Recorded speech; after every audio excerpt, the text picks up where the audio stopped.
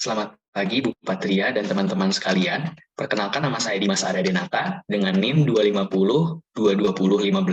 Di sini akan menyampaikan presentasi terkait proposal pengerjaan tesis saya dengan judul Analisis Numerik Perilaku Kegagalan Bangunan Sekolah Tipikal 1 dan 2 lantai, tipe dinding pasangan bata terkekang portal beton bertulang akibat beban siklik menggunakan metode berbasis elemen hingga.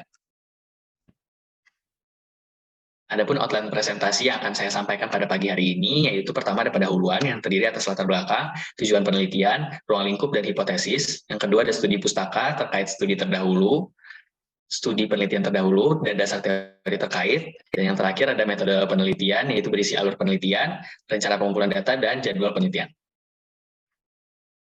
Pertama ada pendahuluan, yaitu latar belakang. Jadi sama-sama kita tahu, Indonesia berada di kawasan yang merupakan pertemuan dari 3 lempeng tektonik dan juga dilewati cincin api Pasifik, sehingga hampir seluruh daerah di Indonesia merupakan daerah rawan gempa. Kemudian menurut penelitian yang dilakukan oleh Kusumastuti tahun 2012, dikutip bahwa disebutkan bahwa 2/3 bangunan yang ada di Indonesia merupakan bangunan non-engineer. Bangunan non-engineer ini sendiri, yaitu bangunan yang dalam pelaksanaannya tidak melibatkan peran insinyur atau engineer teknik sipil. Dan bangunan sekolah merupakan salah satu bangunan yang mengadaptasi dari jenis bangunan non-engineer ini sendiri. Jadi, karena itu, bangunan sekolah sangat rawan runtuh apabila terjadi gempa. Oleh karena itu, sebagaimana kita tahu juga, bangunan sekolah ini merupakan bangunan dengan fungsi yang cukup penting, yaitu terkait dengan pendidikan dan juga akan banyak korban jiwa dan juga korban material dan moral lainnya apabila terjadi keruntuhan di sekolah ini. Oleh karena itu, perlu dilakukan aksi untuk mengurangi probabilitas runtuhnya sekolah apabila terjadinya gempa.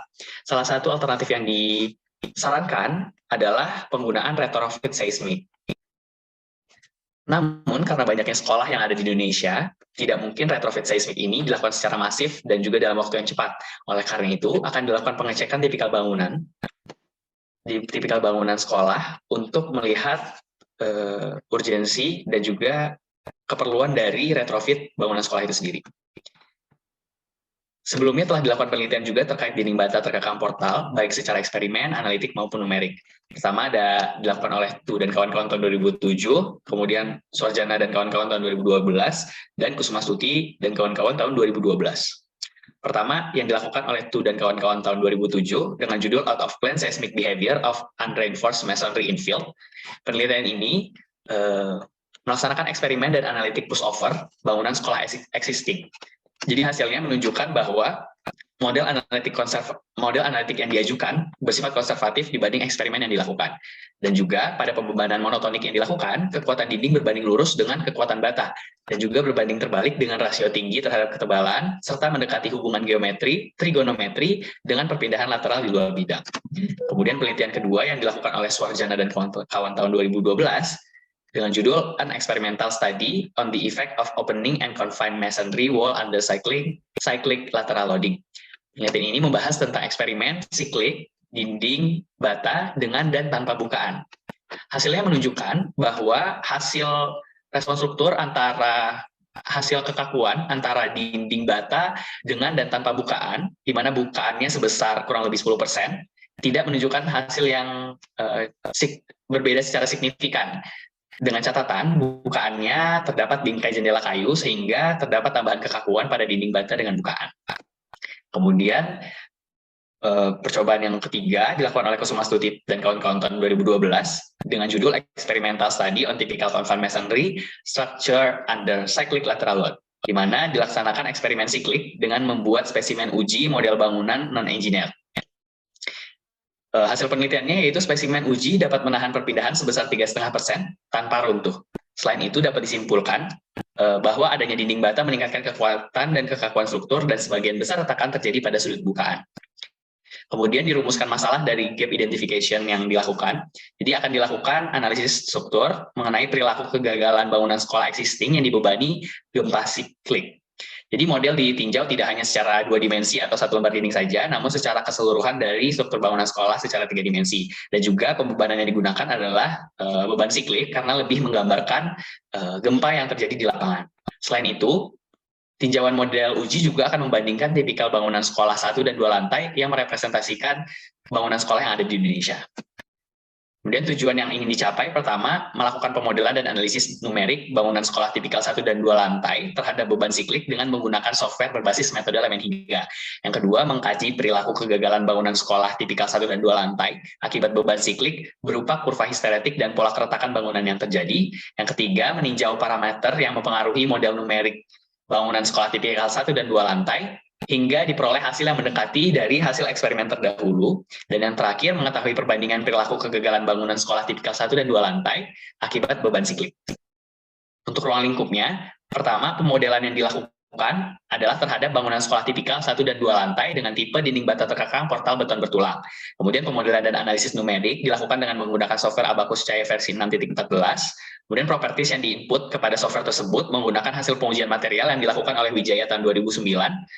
Kemudian perilaku kegagalan bangunan ini digaji terhadap beban lateral siklik, di mana pola pembebanannya mengikuti pembebanan eksperimental yang dilakukan oleh Kusuma Stuti tahun 2012, di mana diambil berdasarkan rekomendasi FEMA 450. Kemudian pemodelan dilakukan dengan acuan displacement control, kemudian dilakukan verifikasi hasil analisis numerik terlebih dahulu terkait hasil eksperimen terdahulu, yaitu hasil eksperimen dari Kusuma Stuti tahun 2012, dan yang terakhir, hasil analisis numerik melingkupi kurva histeretik model struktur dan juga pola keretakan yang terjadi. Adapun hipotesis yang saya ajukan terkait penelitian ini, yaitu bangunan sekolah 1 lantai lebih rentan gagal akibat beban gempa dibandingkan bangunan sekolah 2 lantai, karena bangunan sekolah 1 lantai memiliki nilai kekakuan yang lebih kecil dibandingkan bangunan sekolah 2 lantai. Untuk studi pustakanya, pertama, ada terkait pola keruntuhan dinding bata. Jadi, Paulay dan Priestley tahun 1992 mengajukan 5 kategori terkait pola keruntuhan pasangan dinding bata terkekang. Pertama, ada pola corner crushing, yang kedua ada sliding shear, yang ketiga ada diagonal compression, yang keempat diagonal cracking, dan terakhir ada frame failure.